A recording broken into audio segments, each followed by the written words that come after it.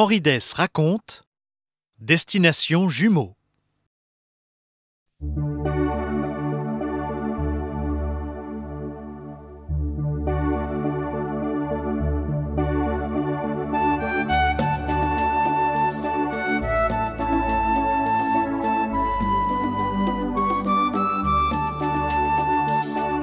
Au début, j'avais du mal à voir autour de moi. Tout était un peu flou et j'avais l'impression de marcher dans le brouillard. Et c'était presque ça, puisque je me trouvais dans un nuage. Mais attention, ce n'était pas n'importe quel nuage. C'était celui d'où partent les bébés qui vont bientôt naître. D'ailleurs, à certains endroits, où le nuage était moins épais, je pouvais apercevoir d'autres bébés comme moi, attendant chacun leur tour pour prendre place sur la cigogne qui allait les emmener chez leurs futurs parents. Mes parents, à moi, allaient s'appeler Jean et Julie. Jean et Julie gentils. C'est un peu pour ça que je les avais choisis dans le grand livre des parents. Je me disais qu'avec un nom pareil, ce serait forcément un gentil papa et une gentille maman. En pensant à tout ça, je finis par arriver à la lisière du nuage, exactement là où la cigogne devait venir me chercher.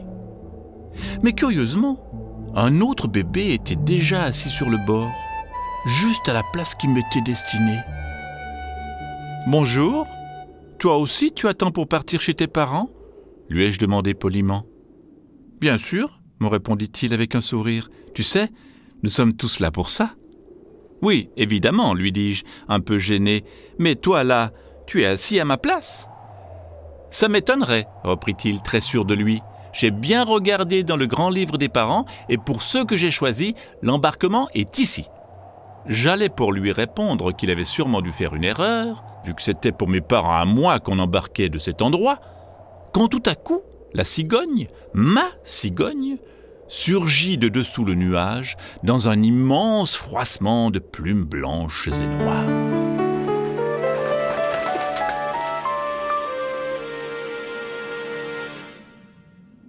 Pour monsieur et madame Gentil, embarquement immédiat.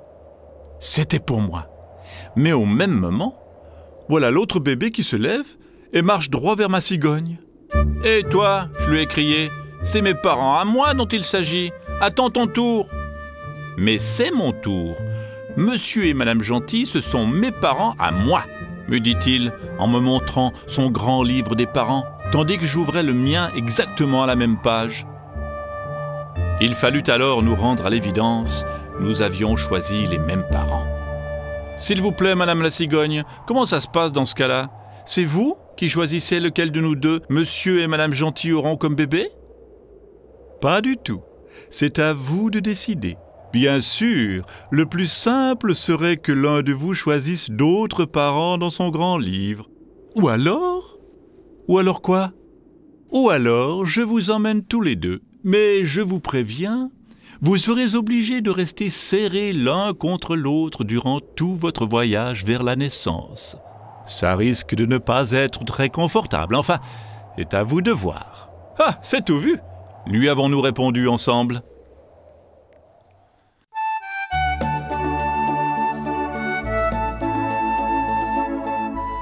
Et c'est ainsi que 9 mois plus tard, Jean et Julie Gentil eurent des jumeaux, mon frère et moi.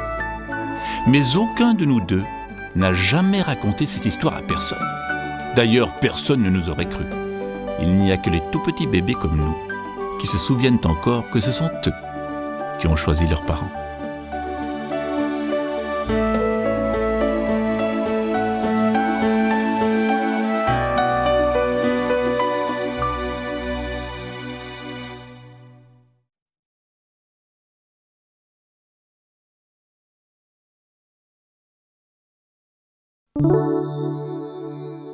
Henri Dess raconte Et si on dansait?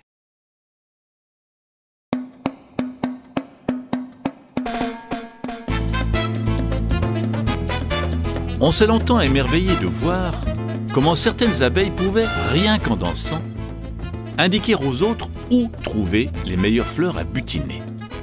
L'explication en est pourtant très simple. Chaque ruche possède son propre professeur de danse.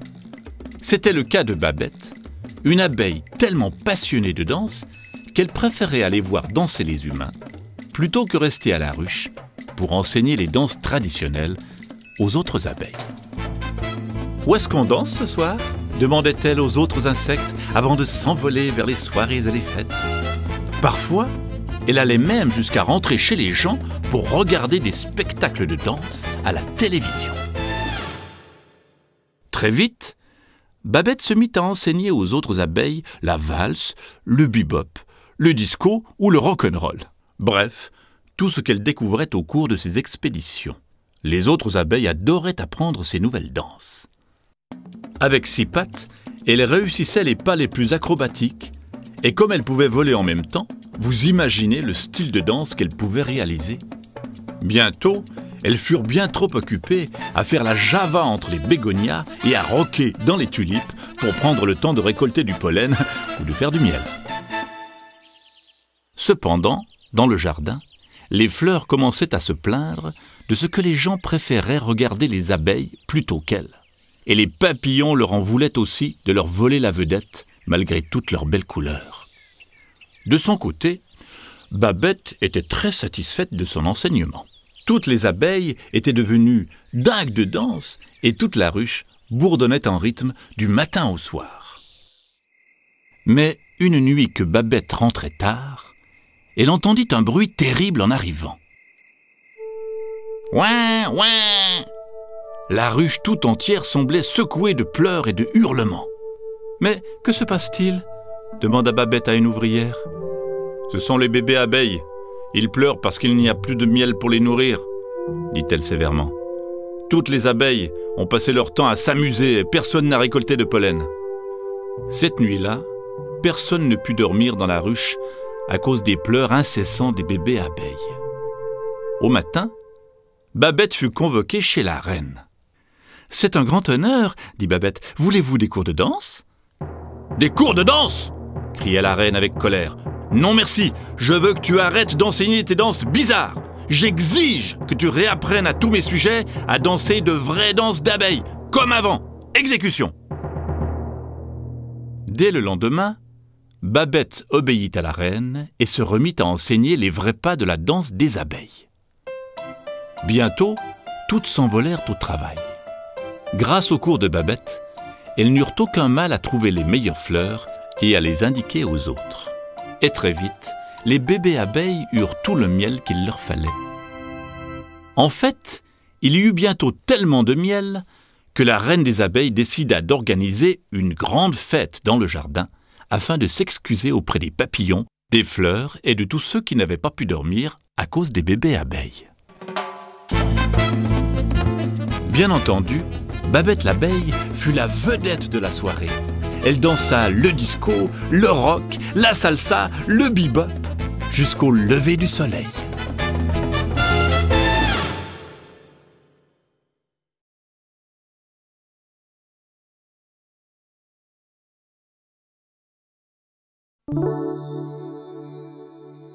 Henri Dess raconte « Je suis devenu transparent ».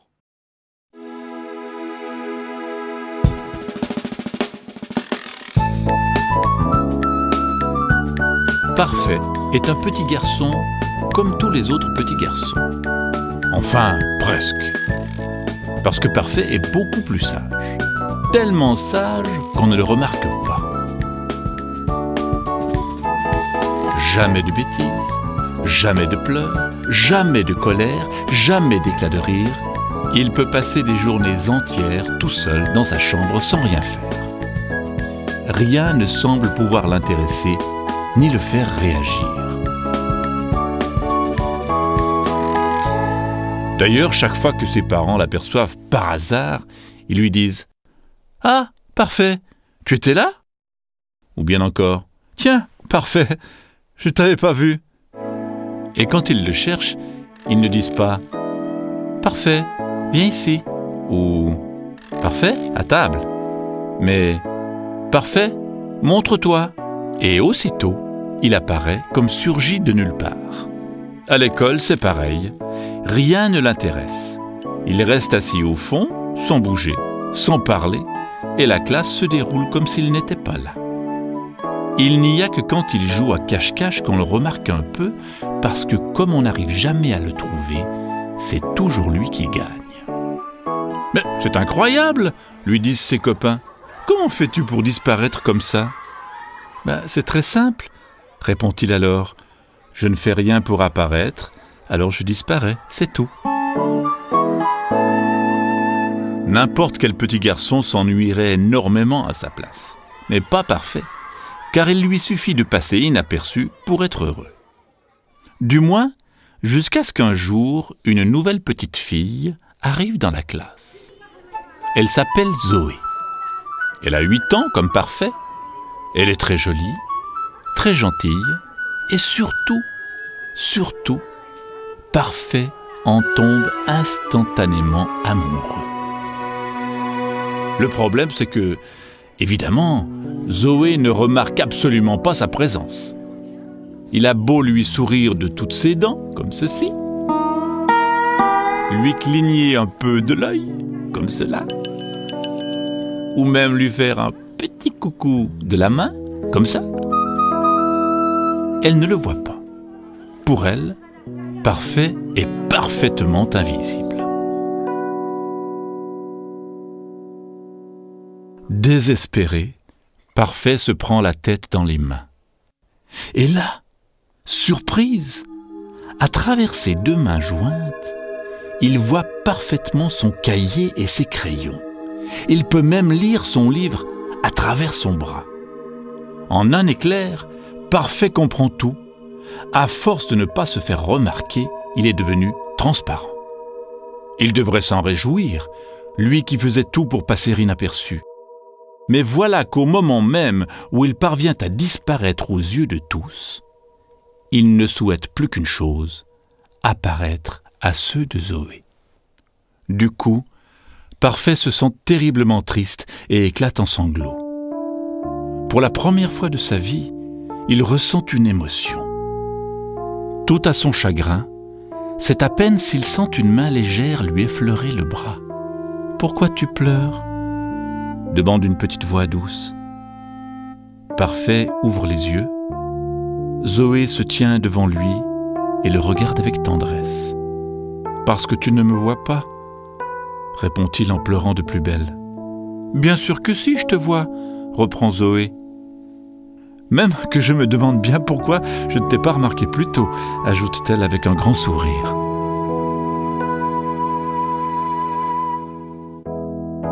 Parfait n'en croit pas ses oreilles. Ainsi, il n'est donc plus transparent ? Zoé peut le voir et même, elle paraît s'intéresser à lui.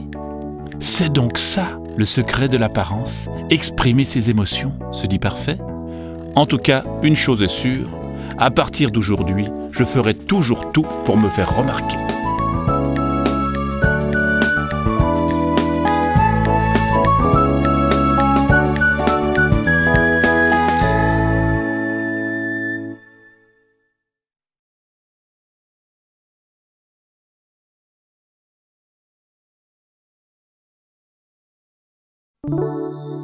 Henri Dess raconte « Je t'aime, maman ».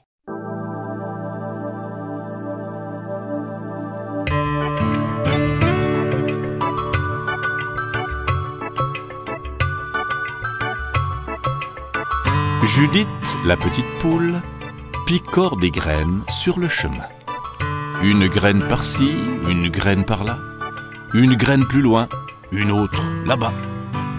Tant et si bien que Judith se perd. Un écureuil passe par là. « Pourquoi pleures-tu » lui demande-t-il. « Je suis perdu, je ne retrouve plus ma maman. »« Ne t'inquiète pas, elle doit être en train de te chercher. Ta maman ne t'abandonnerait pas. »« Oh non, elle me dit toujours qu'elle m'aime par-dessus tout. » « Ça veut dire quoi, aimer par-dessus tout ?»« Peut-être ça veut dire qu'elle t'aime très loin, plus loin que la forêt, » hasarde l'écureuil. La petite poule pense alors que sa maman la cherche peut-être par-delà la forêt. « Tu saurais me conduire là-bas » demande-t-elle. « Rien de plus facile. Allez, grimpe !» Et hop, Judith monte sur le dos de l'écureuil. De branche en branche, tous deux survolent la grande forêt de sapins. Judith est émerveillée. Mais arrivée de l'autre côté, pas de maman poule. Elle remercie l'écureuil et poursuit sa route. Plus tard, elle rencontre une hirondelle. « Que fait une petite poule comme toi par ici ?» lui demande-t-elle. « Je cherche ma maman. »« Et où est-elle, cette maman ?»« Je ne sais pas. Je suis perdue.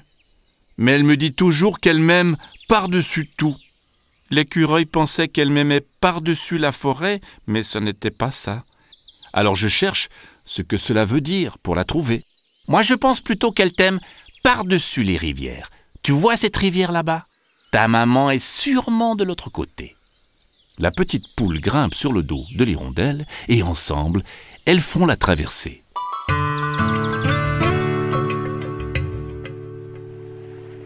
Arrivée de l'autre côté de la rivière, toujours pas de maman poule. Judith remercie l'hirondelle et poursuit son chemin.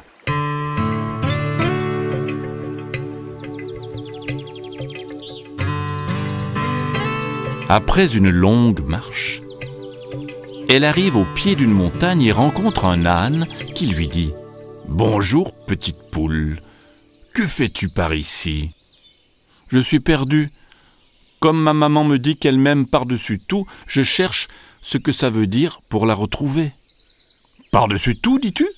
Mais cela veut dire qu'elle t'aime très haut, plus haut que cette montagne. Tu devrais l'escalader pour voir. » Mais j'ai déjà beaucoup voyagé et je n'en ai plus la force. Et hop, grimpe sur mon dos. Je dois porter ces sacs de son au village derrière la montagne. Ils commencent l'escalade et parviennent au village à la nuit tombée. Judith remercie l'âne et inspecte chaque rue, mais toujours pas de maman poule. Toute triste, elle s'assoit au bord du trottoir et réfléchit en regardant les étoiles. Elle pense alors, peut-être que maman, en ce moment, regarde la même étoile que moi. Et si aimer par-dessus tout signifiait qu'elle m'aime plus que tout? Mais oui, c'était vraiment pas la peine que j'aille si loin. Maman m'attend sûrement, il faut que je rentre, je vais la retrouver.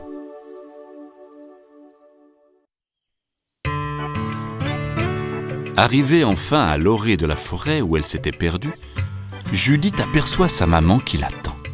Maman poule serre très fort sa petite poule dans ses bras. « Maman, je suis allée par-dessus le monde !» Et elle lui raconte son voyage.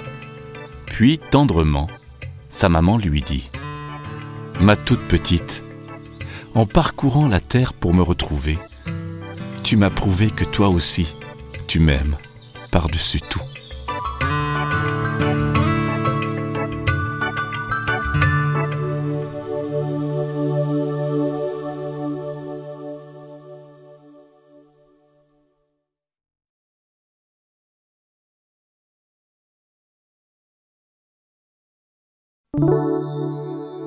Henri Dess raconte la fête de la musique.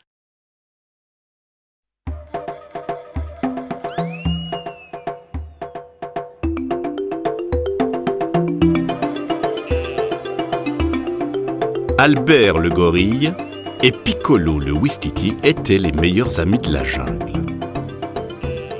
Albert était énorme et Piccolo minuscule. Mais ils formaient une joyeuse équipe. Piccolo était toujours à l'affût d'une nouvelle idée et Albert toujours prêt à le suivre. Toute la jungle connaissait leurs aventures. Un jour que Piccolo cognait une noix de coco contre un rocher, il réalisa soudain que cela créait un joli rythme. Tap tap tout tap tap tap tout tap tap tap. On pourrait presque danser, plaisanta Piccolo. Ça me donne une idée. Hé Albert, et si on montait un groupe de rock? Génial, répondit le gorille. Aussitôt, ils se mirent au travail pour fabriquer leurs instruments. Voyant les deux amis aussi affairés, les oiseaux se mirent à cancaner. Et nous y revoilà. Les singes nous préparent un tour. Piccolo et Albert fabriquèrent une flûte à l'aide de roseaux séchés et une guitare avec des ficelles d'écorce de palmier. Piccolo rassembla des graines et les mit dans une noix de coco, ce qui fit de formidables maracas. Albert alla jusqu'à prendre la vieille peau de Sniff, de serpent, pour en faire un tambour. Lorsqu'Albert eut fini, il s'aperçut tout à coup que Piccolo avait disparu. Il chercha partout, souleva toutes les feuilles, cria son nom aux quatre coins de la jungle. Piccolo restait introuvable.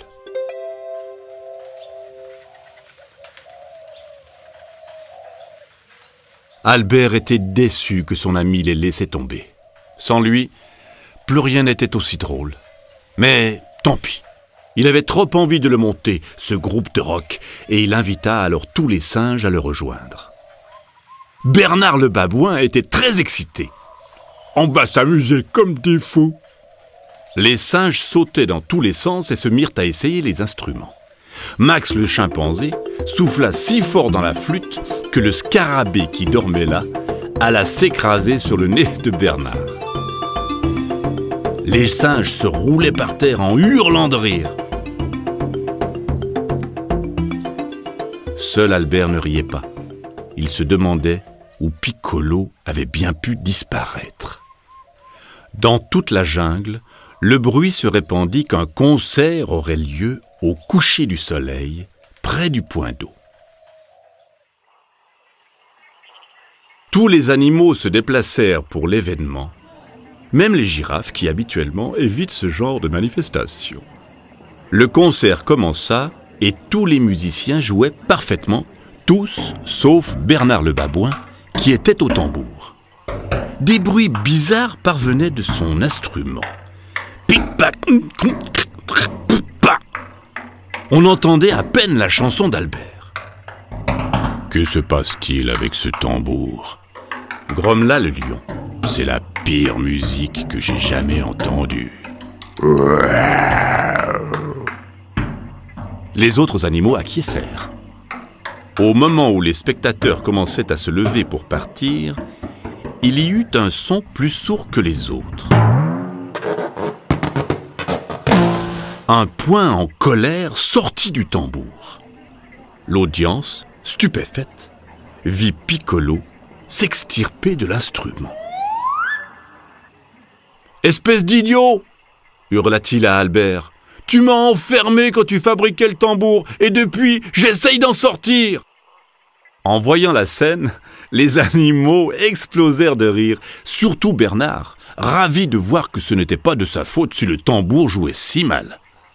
Heureux d'avoir réussi à sortir de sa cage bruyante, Piccolo prit place derrière le tambour. Il termina le concert sous les applaudissements de tous les animaux de la jungle aux côtés d'Albert, ravi d'avoir retrouvé son ami.